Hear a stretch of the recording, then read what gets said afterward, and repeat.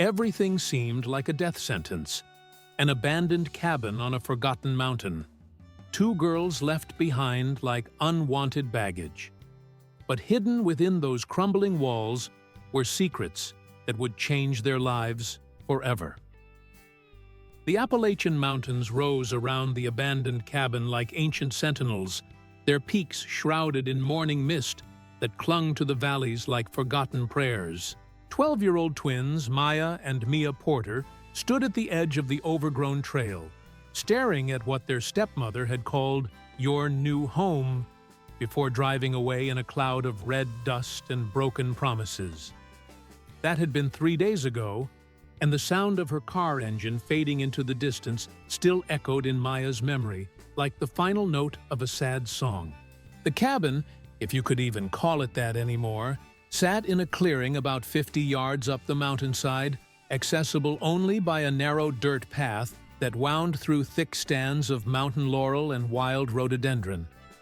The structure itself was a wreck. The roof sagged in the middle like a tired old horse's back. Half the windows were broken, their frames hanging at odd angles. The front porch had collapsed entirely, leaving only rotted support posts jutting from the ground like broken teeth. Vines had claimed the walls, wrapping around logs and creeping through every gap and crack. "She's not coming back, is she?" Mia asked quietly, her voice barely audible over the sound of wind moving through the pines. Maya looked at her twin sister, identical in almost every way, from the tight coils of their natural hair to the scattering of freckles across their noses. But where Maya tended toward silence and observation, Mia wore her heart on her sleeve, and right now that heart was breaking. "No," Maya said honestly, because lying to Mia had never worked. They were twins. They could feel each other's truths. "She's not coming back." Their father had died 8 months ago in a construction accident, leaving them in the care of a stepmother who had never wanted children in the first place. Denise had tolerated them while Dad was alive, but after the funeral, her resentment had grown like mold in dark places. 2 weeks ago, she had announced they were moving to the country for a fresh start. Maya had known immediately that something was wrong. Denise's smile had been too bright, her explanations too vague. Then, 3 days ago, Denise had driven them up this mountain, pointed at this ruin of a cabin, handed them 2 backpacks with minimal supplies, and said she'd be back in a few days after she sorted some things out in town. Maya had seen the truth in her eyes. Denise was abandoning them, just leaving them here to whatever fate awaited children alone in the wilderness. If you enjoy rural mystery stories about forgotten children and shocking discoveries like this video, subscribe to the channel and turn on notifications, because this story will hold you from the very first moment. "What do we do?" Mia asked, and Maya heard the tremor of fear beneath the question. "We survive," Maya said firmly. "We figure out how to make this work, until we can figure out what to do next." The first day had been spent just trying to make the cabin marginally habitable. They had cleared broken glass from the floor, swept out years of accumulated leaves and animal droppings, and used tree branches to prop up the worst section of the sagging roof. They found an old wood stove that was surprisingly intact, its iron body rusted but still functional. There was even a small creek about 100 yards down the slope, providing fresh water. But by the second day, reality had set in. The food Denise had left them: granola bars, crackers, a few cans of beans would last maybe a week if they were careful. They had no way to call for help.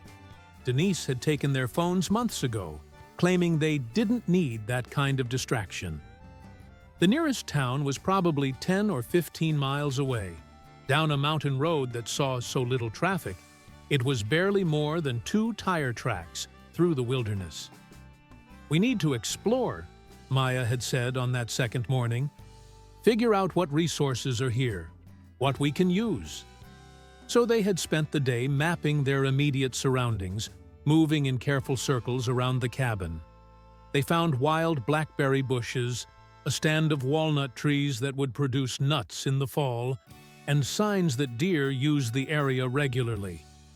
Mia, who had always been good with her hands, found several places where the creek pooled deep enough to potentially trap fish.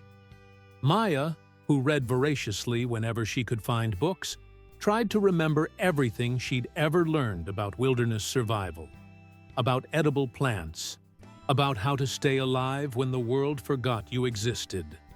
On the third day, today, they had decided to explore the cabin more thoroughly. Maybe there was something useful hidden in the debris, some tool or resource that previous inhabitants had left behind.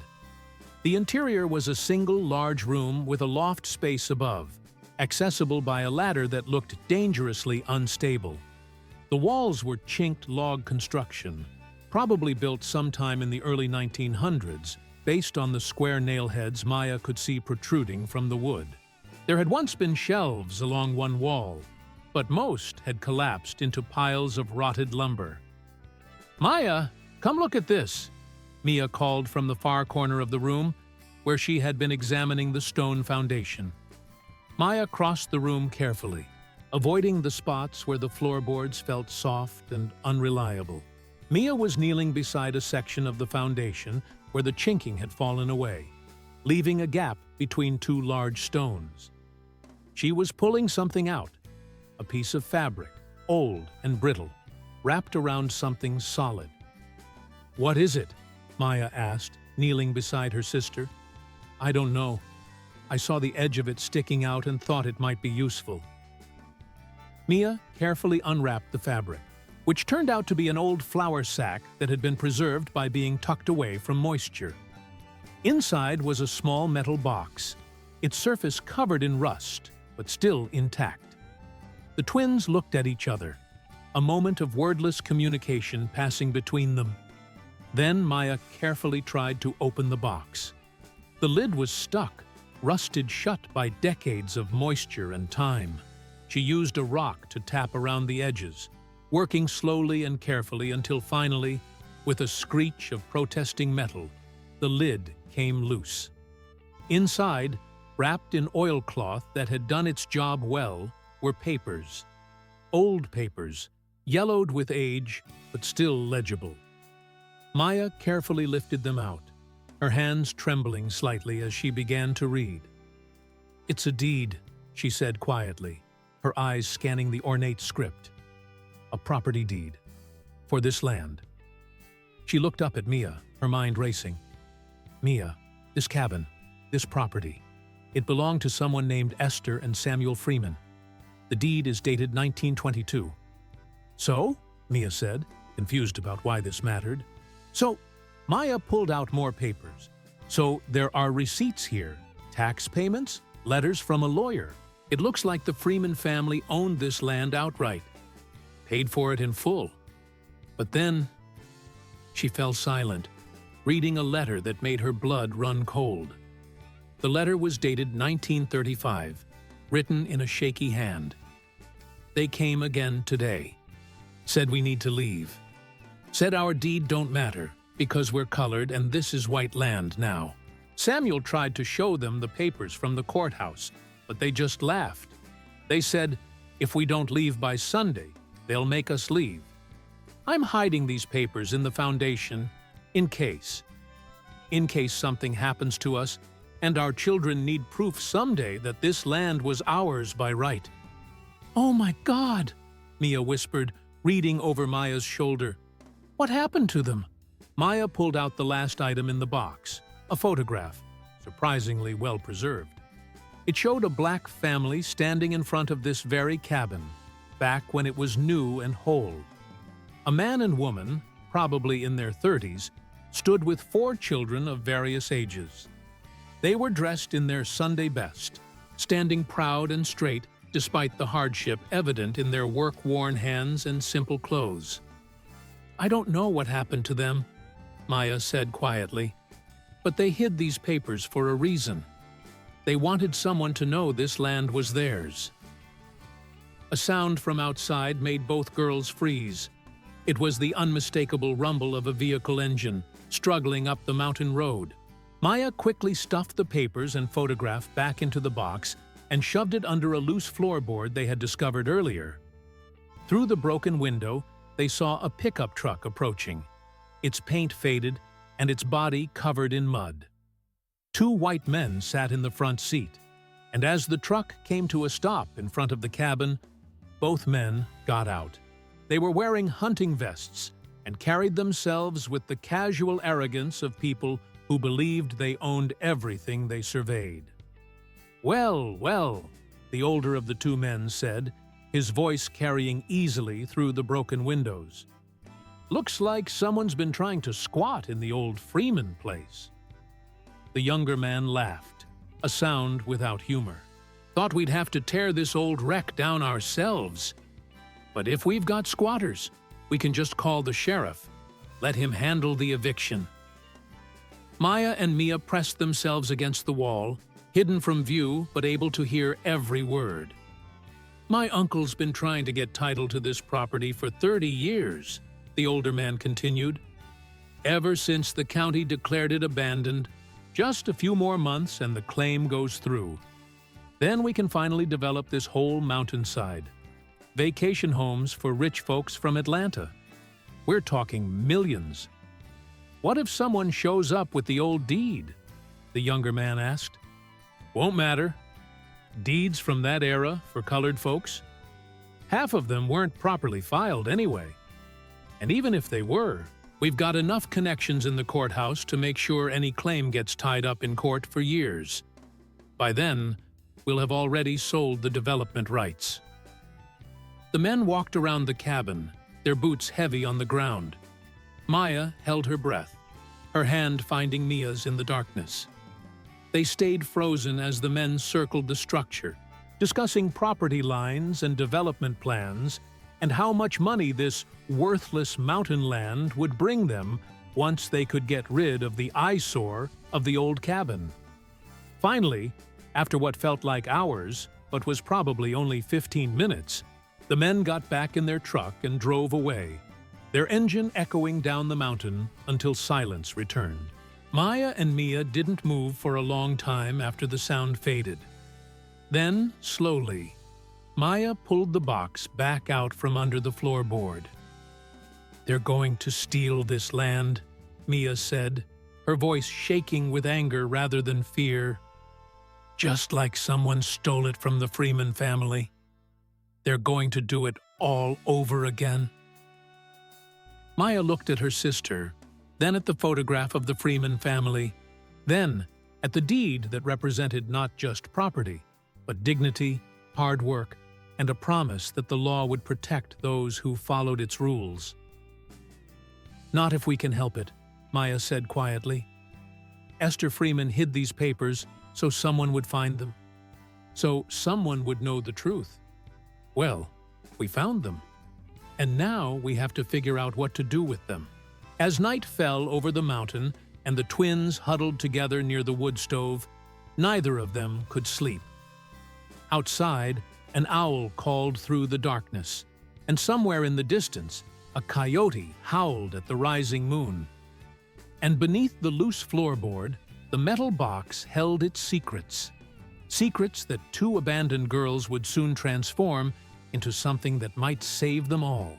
The morning after discovering the men at the property, Maya woke before dawn with a plan already forming in her mind. She had learned long ago that survival required more than just hope. It required strategy, preparation, and the willingness to take calculated risks. While Mia still slept in their makeshift bed of pine boughs covered with the old tarp they had found in the shed, Maya carefully retrieved the metal box and examined its contents again by the dim light filtering through the broken windows. The deed was the most important piece. It clearly stated that Samuel and Esther Freeman had purchased 47 acres of mountain land in 1922 for the sum of $340, a fortune for a black family in that era. The property description matched their current location. Maya had found an old survey marker half buried near the creek, that corresponded to one of the boundary points listed in the deed. But the other papers were equally important.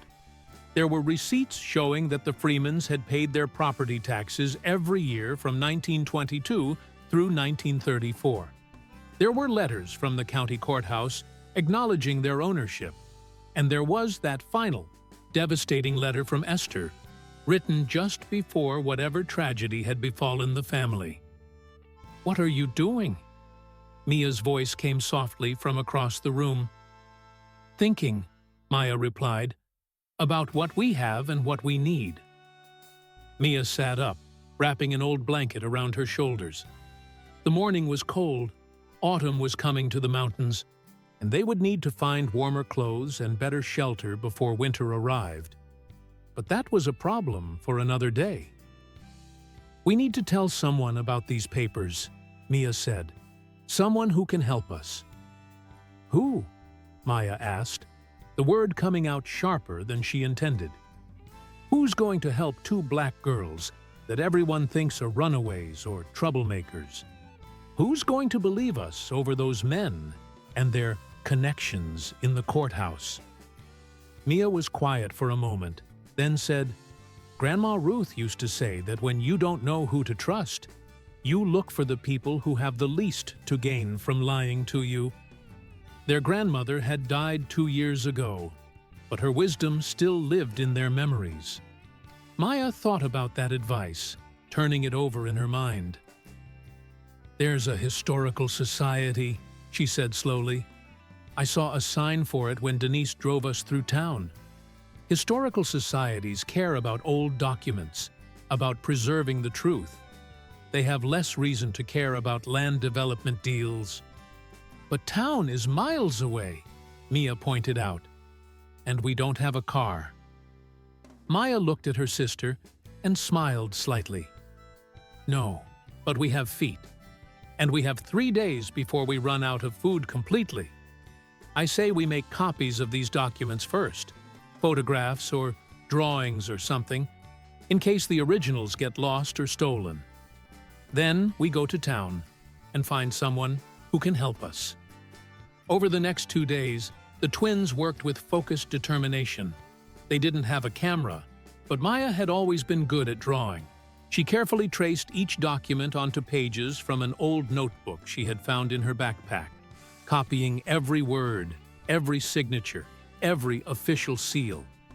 It was painstaking work, but by the evening of the second day, they had complete copies of everything in the box.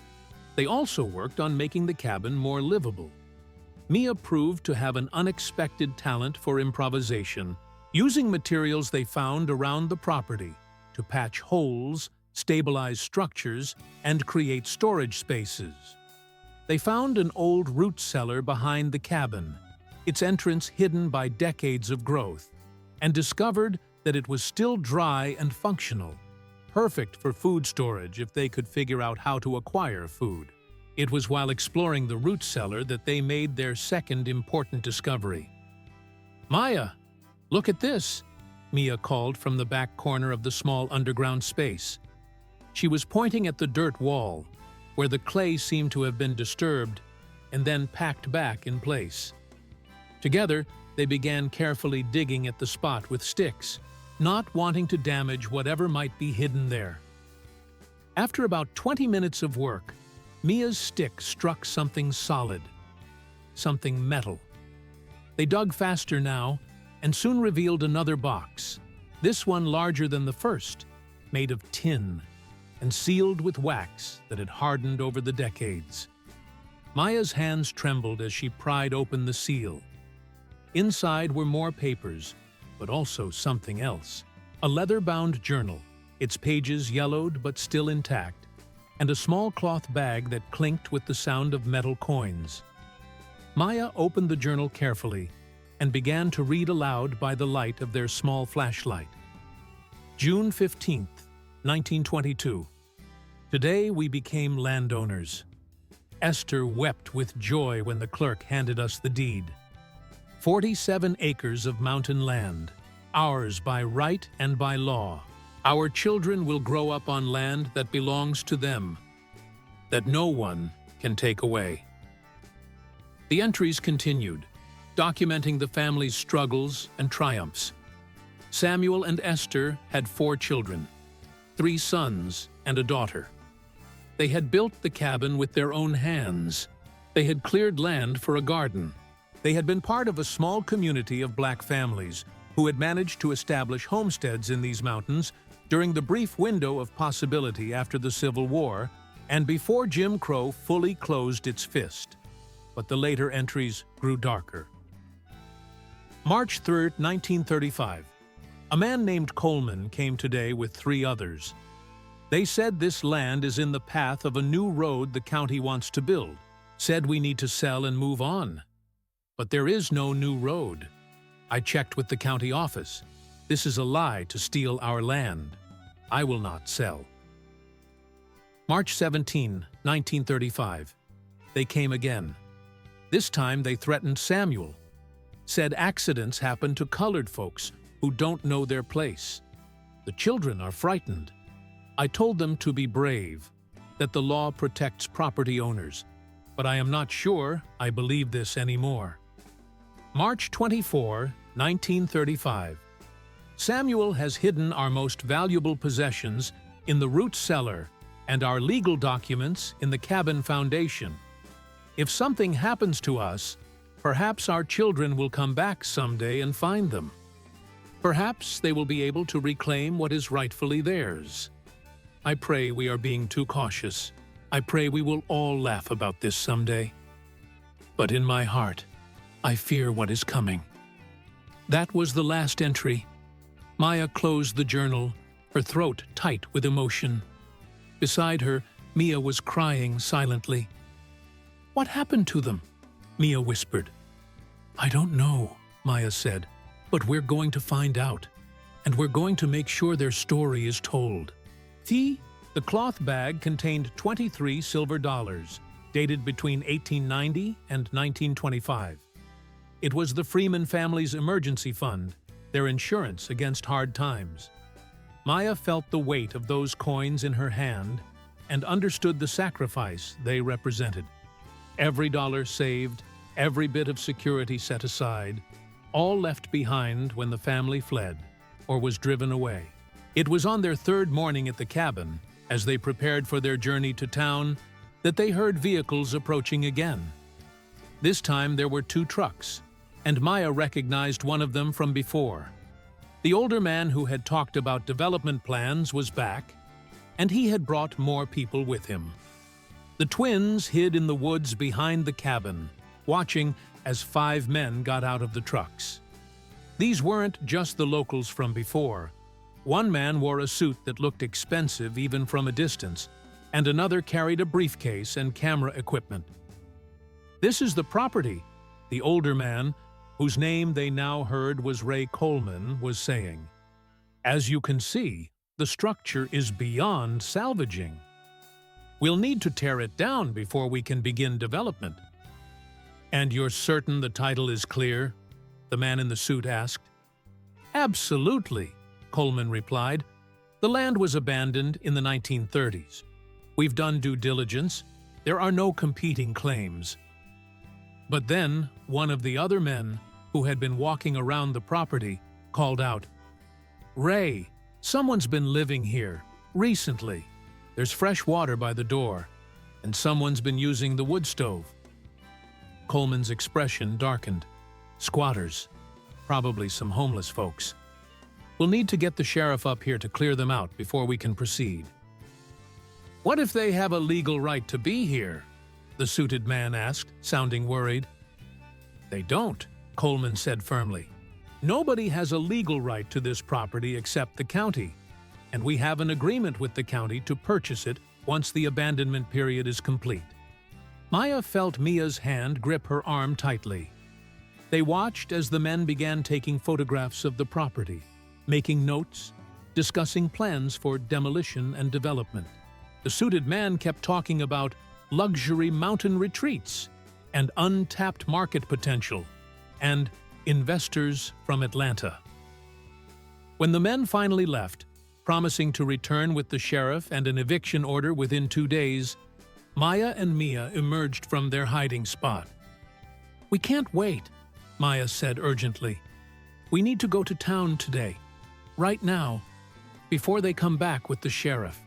They quickly gathered their most important possessions: the documents, the journal, the silver dollars, and a few essential supplies. Maya tucked the original deed inside her shirt, against her skin, where no one could take it without her knowing. The copies went into Mia's backpack. As they started down the mountain trail that would lead them eventually to town, Maya looked back at the cabin one last time. It was just a ruin, really. Broken windows, sagging roof, walls overrun with vines. But it was also proof that the Freeman family had existed, had built something, had owned something. Proof that they mattered. "We'll come back," Maya said quietly, more to herself than to Mia. "After we find help. After we figure out how to fight this. We'll come back, and we'll save this place." Mia nodded, her jaw set with determination that matched her sister's. For the Freemans. And for us. They walked down the mountain together, two 12-year-old girls carrying the weight of history and the hope of justice, not knowing that their journey to town would change everything. For them, for the Freeman family's legacy, and for every person who had ever been told that the law didn't protect people like them.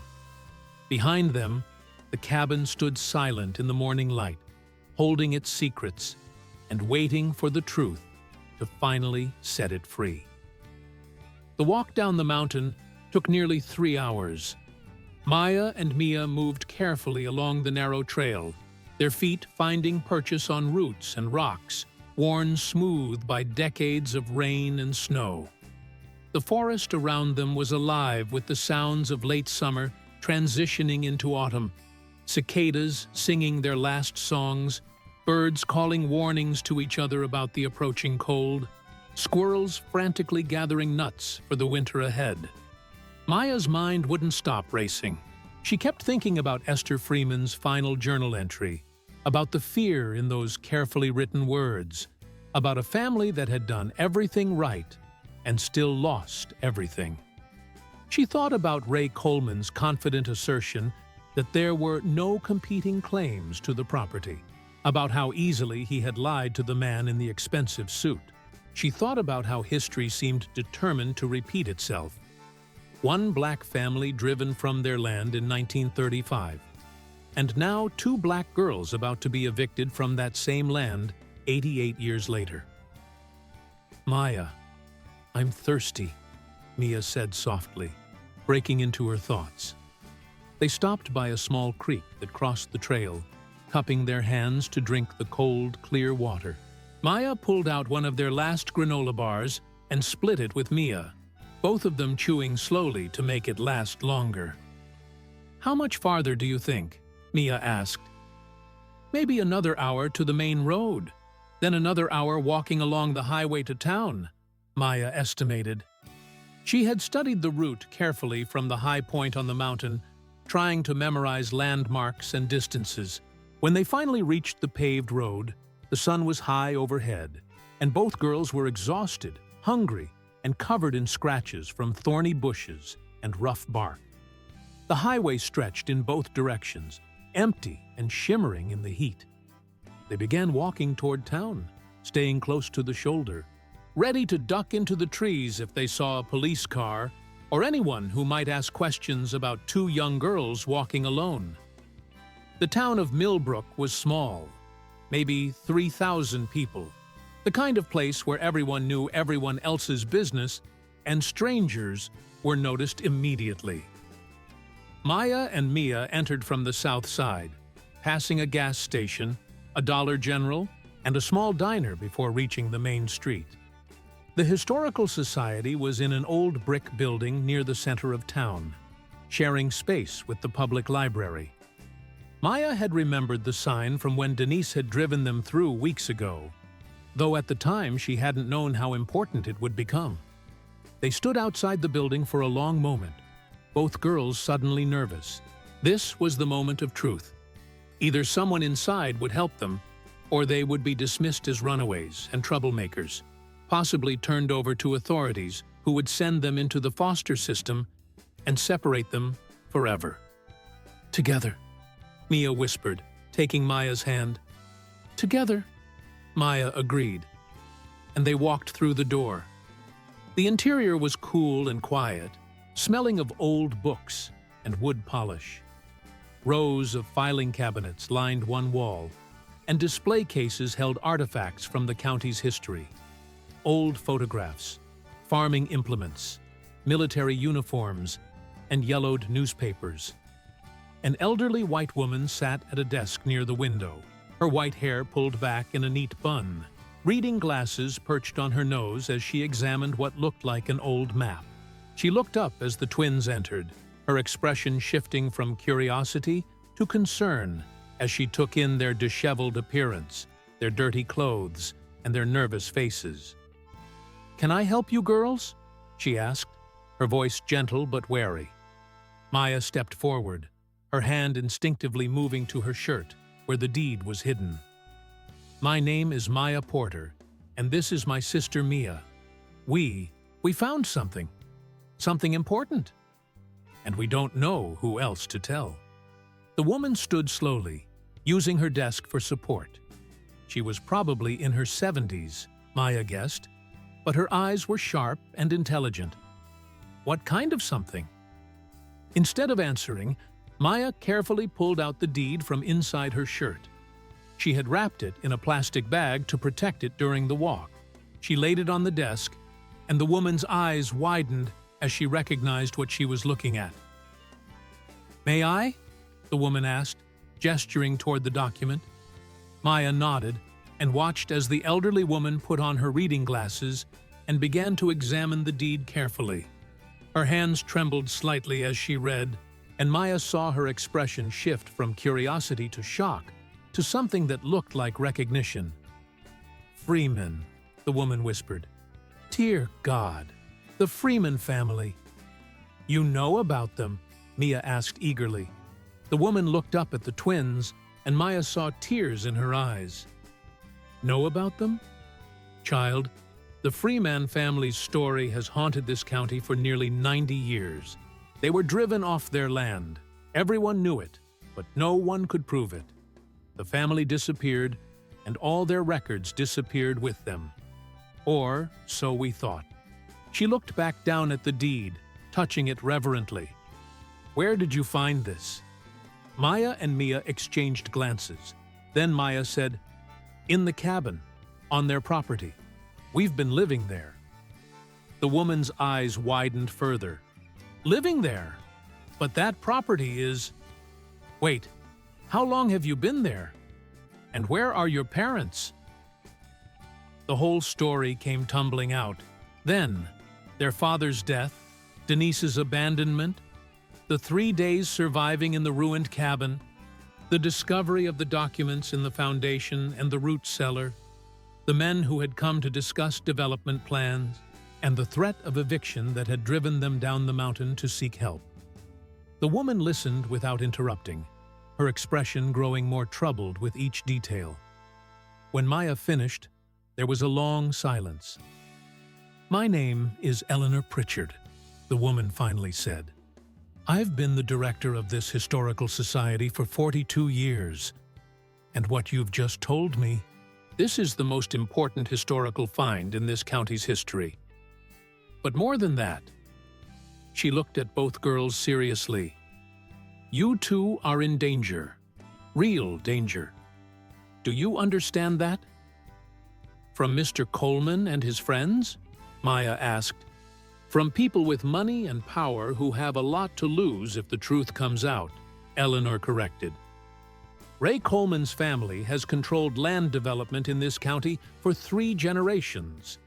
If this deed is authentic, and I have no doubt that it is, it means that the Coleman family's entire fortune was built on stolen land. Not just the Freeman property, but probably dozens of other properties they acquired the same way. This could unravel everything." "So you believe us?" Mia asked, hope and relief evident in her voice. "Believe you? Child, I've been waiting for proof like this for 4 decades." Eleanor carefully placed the deed in a protective sleeve she pulled from a drawer. "But believing you and being able to protect you are 2 different things. We need to move quickly and carefully. First, we need to document everything. Then, we need to get you 2 somewhere safe. And then..." She paused, seeming to make a decision. "Then, we need to call someone who can help us fight this battle properly." Eleanor picked up her phone and dialed a number she seemed to know by heart. Maya and Mia sat quietly, exhaustion finally catching up with them now that they had found someone who believed them. "Margaret, it's Eleanor Pritchard." "Yes, I'm fine, but I need your help.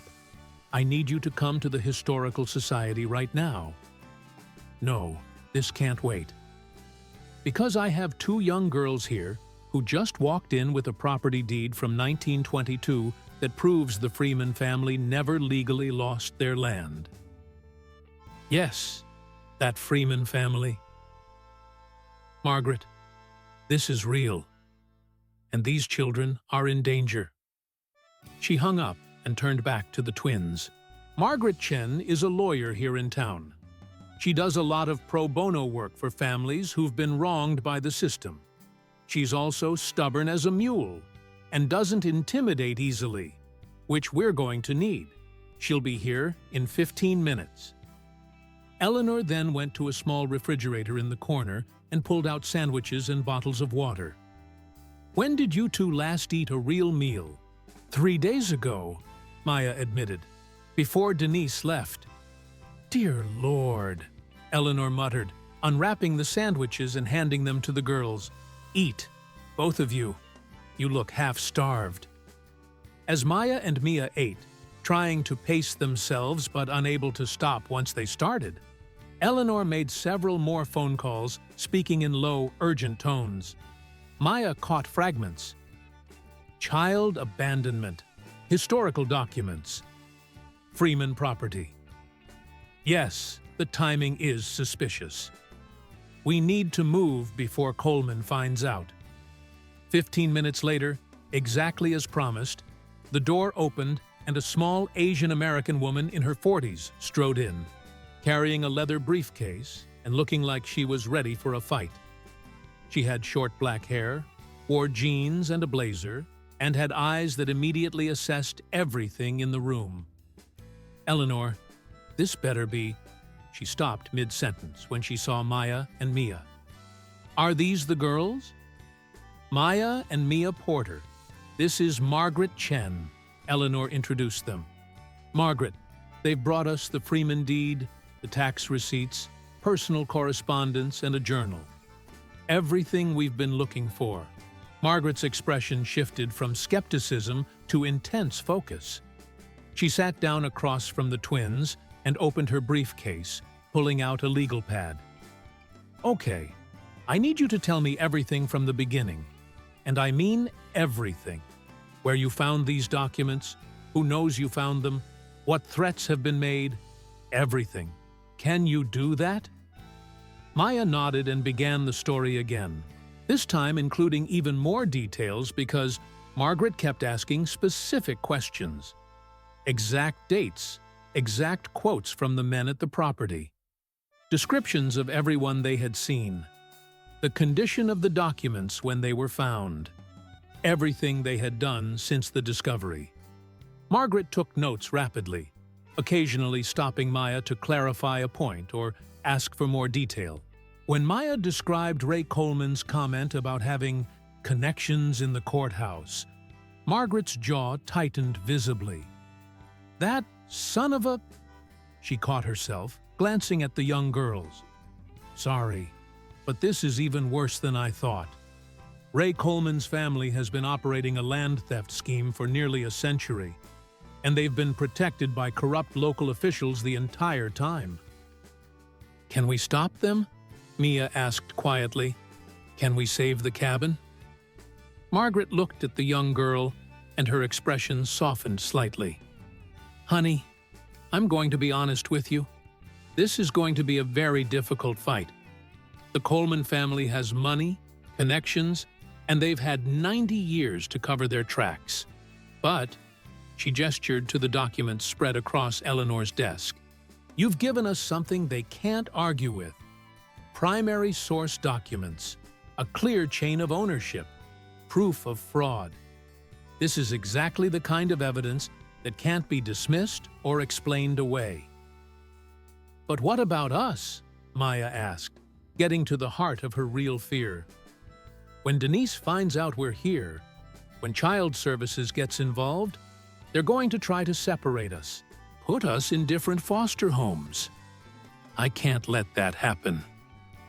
Margaret and Eleanor exchanged a long look, some kind of wordless communication passing between them. Finally, Margaret said, "Here's what's going to happen. First, we're going to document everything. I'm going to photograph these documents, get them notarized, create multiple copies, and distribute them to people who can protect them. Eleanor, can you handle that?" "Already on it," Eleanor said, carefully moving the documents to a scanner on another desk. "Second," Margaret continued, "we're going to file an emergency petition with the family court. Child abandonment, neglect, endangerment. We're going to request that you two be placed together in emergency foster care while we sort out the legal situation with your stepmother." "But," Maya started to protest. "I know you don't want to go into the system," Margaret said gently. "But right now, you two need legal protection. You need adults with legal standing who can advocate for you. And you need to be somewhere safe. Because once we start this fight, Ray Coleman and his associates are going to be very, very angry. Do you understand?" Maya wanted to argue. She wanted to say that she and Mia had been doing fine on their own, that they didn't need adults to protect them. But she looked at her sister, exhausted, thin, with dark circles under her eyes. And she knew Margaret was right. They couldn't keep running. They couldn't keep surviving on their own. If they wanted to really fight this battle, they needed help. "Okay," Maya said finally, "but we stay together. That's non-negotiable." "Together," Margaret agreed. "I promise. And I'm going to personally file for emergency custody to become your temporary guardian while this sorts out. The court knows me, trusts me. They'll approve it." Once and, over the next 3 hours, the Historical Society became a command center. Eleanor documented every piece of evidence, creating multiple copies that she distributed to various lawyers, historical societies, and civil rights organizations across the state. Margaret made phone calls, filed paperwork, and began building a legal case that she said would shake this county to its foundations. And Maya and Mia sat quietly in a corner, finally allowing themselves to feel the exhaustion and fear they had been holding at bay for days. They held hands, leaning against each other the way they had since they were babies, drawing strength from their twin bond. "We found them," Mia whispered. "The Freeman family. We found their story." "Yeah," Maya agreed softly. "And now we're going to make sure everyone else hears it too." Outside, the sun was beginning to set, painting the sky in shades of orange and pink. And somewhere up on the mountain, in a ruined cabin surrounded by forest, the Freeman family's secrets were finally, after 90 years of silence, about to be heard. 2 days after their arrival in Millbrook, Maya and Mia found themselves sitting in Margaret Chen's office above the hardware store on Main Street. They had spent the previous night in Margaret's guest room, sleeping in real beds with clean sheets for the first time in weeks. Margaret had fed them proper meals, given them clean clothes, and explained carefully what would happen next. "The emergency custody hearing is tomorrow," Margaret said, spreading documents across her desk. Judge Richardson will review the abandonment case and make a decision about your temporary placement. I've filed all the paperwork, and I've included documentation about the Freeman property case because it's relevant to your safety." "What if Denise shows up?" Maya asked, the fear evident in her voice. "Then she'll have to explain to a judge why she abandoned 2 minors on a mountain with minimal supplies and no way to contact help," Margaret replied grimly. "Child abandonment is a felony in Georgia. She's not going to want to show her face in court." Eleanor Pritchard arrived an hour later, carrying a large folder of documents and looking excited despite her age. "Margaret, you need to see this. I've been going through the county records, cross-referencing every property transaction involving the Coleman family between 1930 and 1950. She spread papers across Margaret's desk, photocopies of old deeds, foreclosure notices, and property transfers. The Freeman property wasn't the only one. Look at this pattern. Between 1933 and 1949, the Coleman family or their associated companies acquired 17 properties from black families, all under suspicious circumstances. Foreclosures that the families disputed, fires that destroyed homes and records, families that suddenly decided to sell and left the county within days. Margaret examined the documents, her expression growing darker. This is systematic. This isn't just one case of land theft. This was an organized campaign to drive black families out and steal their property. "Exactly," Eleanor said. "And I found something else. 3 of those families, the Washingtons, the Johnsons, and the Mercers, still have descendants living in Georgia. I've been making calls. They all have family stories about land that was stolen, about deeds that disappeared, about ancestors who were threatened and driven away." "Are they willing to come forward?" Margaret asked. 2 of them already said yes. They want justice for their families, even if it's 90 years late. Maya listened to this exchange with growing understanding.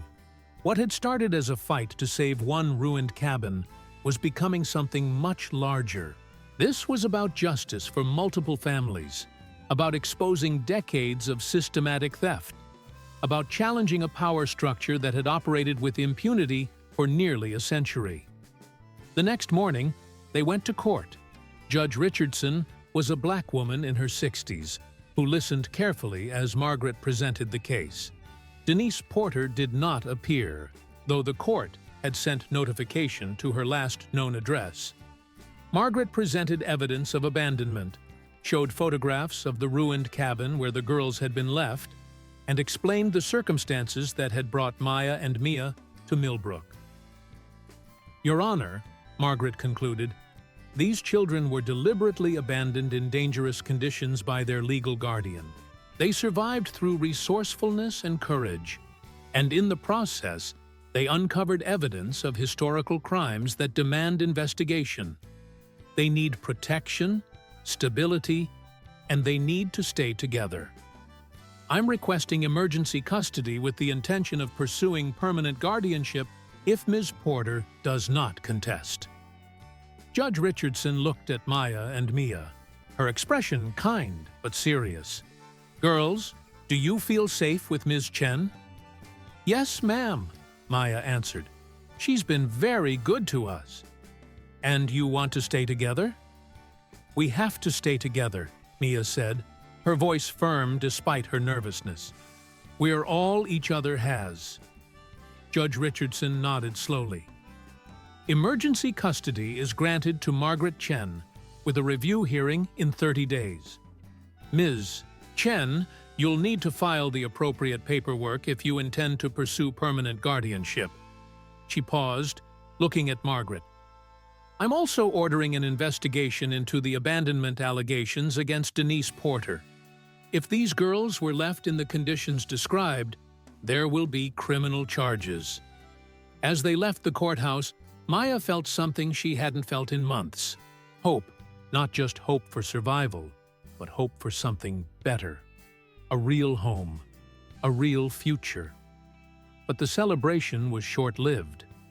As they walked toward Margaret's car, Ray Coleman was waiting by the parking lot, his arms crossed and his expression hostile. With him were two other men Maya recognized from the mountain, the ones who had been discussing development plans. "Ms. Chen," Coleman said, his voice dripping with false politeness, "I heard you were representing some runaways who've been squatting on private property." "The Porter girls are not runaways. They're abandoned children," Margaret replied coldly. "And they're not squatting. They're protecting a historical site that your family has no legal claim to." Coleman's smile vanished. "That property belongs to the county, and the county has agreed to sell it to my company. Some old papers that two kids claim they found don't change that." "Actually, they do," Margaret said. "Those old papers are legally valid documents that prove continuous ownership by the Freeman family. The county never had the right to declare the property abandoned because it was never legally abandoned. It was stolen through fraud and intimidation." "You can't prove that," Coleman said, but Maya heard the uncertainty in his voice. "We can, and we will. I've already filed a lawsuit on behalf of the Freeman family descendants to restore their property rights. I've also filed complaints with the State Attorney General about fraudulent property transactions and possible corruption in the county courthouse. And I've contacted the FBI about civil rights violations dating back to the 1930s. Coleman's face went red with anger. "You're going to regret this, Chen. My family has friends in this state. Important friends. You think you can come in here with some convenient documents and overturn 90 years of legal property transactions? I think the law is the law, Mr. Coleman. And I think your family has been getting away with theft for too long." Margaret turned to Maya and Mia. "Girls, get in the car." As they drove away, Maya looked back and saw Coleman on his phone, his expression furious. She felt a chill run down her spine. Margaret was right. They had started something that couldn't be stopped now. The fight was just beginning. That evening, Eleanor called with news. 3 more families have come forward. They all have stories about land that was stolen by the Coleman family. And Margaret, the State Attorney General's office, called. They want to meet with us next week. They're taking this seriously. Maya listened to this conversation from the doorway of Margaret's office, feeling the weight of responsibility settling on her young shoulders. She and Mia had found more than just documents in that ruined cabin. They had found a key that could unlock justice for dozens of families, for generations of people who had been wronged and forgotten. "Are you scared?" Mia asked quietly, coming to stand beside her sister. "Terrified," Maya admitted, "but we have to see this through. For the Freemans, for all the families who lost their land, for us." Mia took Maya's hand. "Together. Always together," Maya agreed. And somewhere up on the mountain, the cabin waited. Broken but not defeated. Forgotten but not lost. A testament to a family's courage and a promise that the truth, no matter how long buried, would eventually come to light. 6 months after 2 exhausted girls had walked down a mountain carrying a leather satchel full of secrets, Maya and Mia Porter stood once again in front of the Freeman cabin. But this time, they weren't alone, and they weren't running. Behind them stood Margaret Chen, now their legal guardian after Denise had signed away her parental rights rather than face criminal charges. Beside Margaret was Eleanor Pritchard, leaning on her cane but smiling broadly. And surrounding the property were dozens of other people. Descendants of the Freeman family. Descendants of the other families whose land had been stolen. Journalists. Lawyers. And representatives from civil rights organizations. The cabin itself had been transformed. The past 6 months had seen a remarkable restoration effort. Using historical photographs and the Freeman family's original building plans that Eleanor had found in county archives, A team of volunteers had rebuilt the structure exactly as it had been in 1935. The roof was new, but made with period-appropriate materials. The windows had been replaced with historically accurate glass. The porch had been reconstructed using traditional methods. But the most important change wasn't visible from the outside.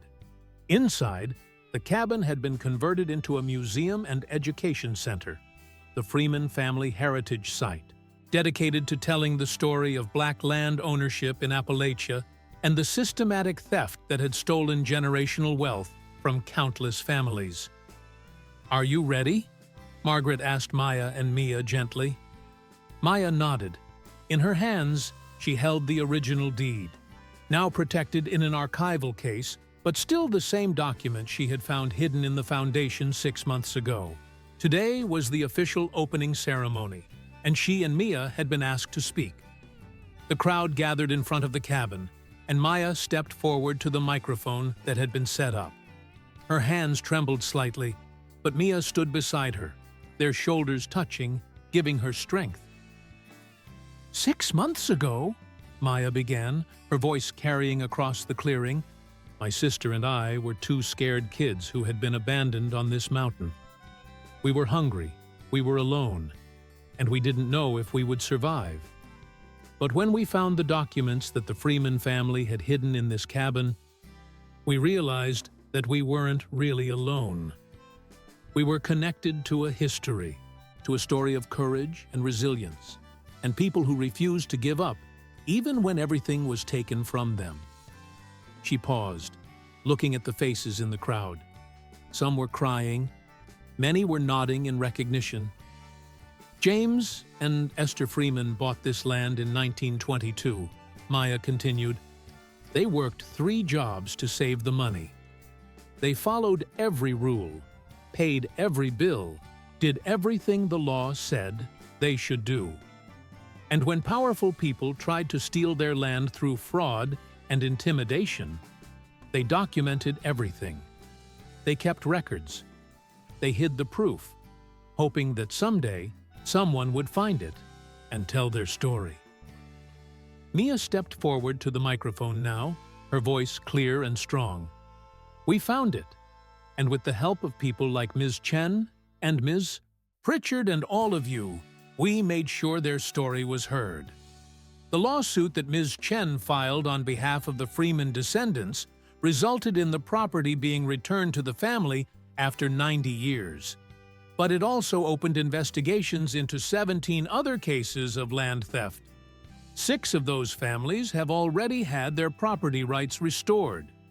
The others are still fighting, but they're fighting with evidence now, with truth." An elderly man stepped forward from the crowd. Thomas Freeman, age 78, grandson of James and Sarah Freeman. He had traveled from Ohio when Margaret had contacted him 6 months ago, bringing with him the family stories that had been passed down through generations. Stories of a mountain cabin that his grandparents had loved, of land that had been stolen, of a history that had been erased. "My grandfather died defending this land," Thomas said, his voice thick with emotion. "My grandmother fled with her children to protect them. They never came back, but they never forgot. They told their children, and their children told me. And I'm standing here today because 2 young girls had the courage to bring the truth into the light." The ceremony continued with speeches from other family members, from civil rights lawyers who explained how this case was changing property law in Georgia, from historians who discussed the broader implications of systematic land theft from Black families across the South. But the most powerful moment came when Margaret stepped forward and made an announcement that took everyone by surprise. "The Freeman family has made a decision," Margaret said. "They're donating the cabin and 2 acres surrounding it to be maintained as a permanent historical site. But the remaining 45 acres, the land that James and Esther Freeman worked so hard to own, will be divided among the descendants of all the families whose land was stolen by the Coleman family. Black families who lost their heritage will get a piece of it back, here on this mountain." The crowd erupted in applause and tears. Maya felt Mia grab her hand, both of them overwhelmed by the enormity of what their discovery had set in motion. Later, as the ceremony ended and people began to tour the restored cabin, Maya and Mia slipped away to their favorite spot, a large flat rock near the creek, where they used to sit during those first frightening days on the mountain. "Do you think the Freemans know?" Mia asked softly. "Do you think they know what happened?" Maya looked up at the cabin, now beautiful and whole, surrounded by people celebrating justice, long delayed. "I think they know," she said. "I think that's why Esther hid those documents so carefully. She believed that someday the truth would matter, that someday someone would care enough to fight for them." "We did more than fight for them," Mia said. "We gave them back their story, their dignity." Margaret found them there an hour later. "There you are. Thomas Freeman wants to talk to you both." They followed Margaret back to the cabin, where Thomas was waiting with tears still streaming down his weathered face. He pulled both girls into a tight hug. "Thank you," he whispered. "Thank you for giving my family back our history. Thank you for proving that my grandparents weren't crazy, that their story was real, that their fight mattered." "They were brave," Maya said simply. "Just like you, just like all the families who never gave up believing in justice." As the sun set over the mountains that evening, Maya and Mia stood on the newly rebuilt porch of the Freeman cabin, watching the last visitors leave. Tomorrow, they would go back to town, back to Margaret's house, which was now officially their home, back to school and homework and the normal life of 12-year-old girls. But they would return to this mountain often.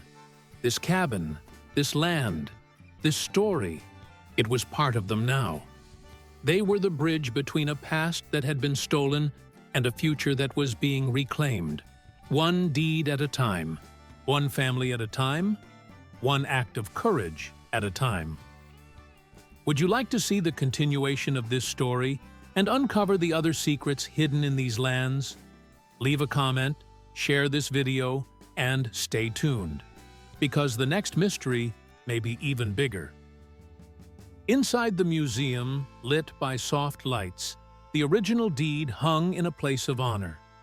And beside it, a photograph, not the one from 1935, but a new one, taken today.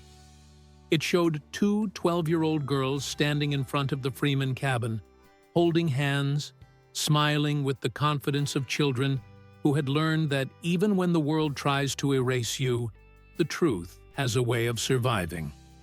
All it needs is someone brave enough to dig it up and bring it into the light.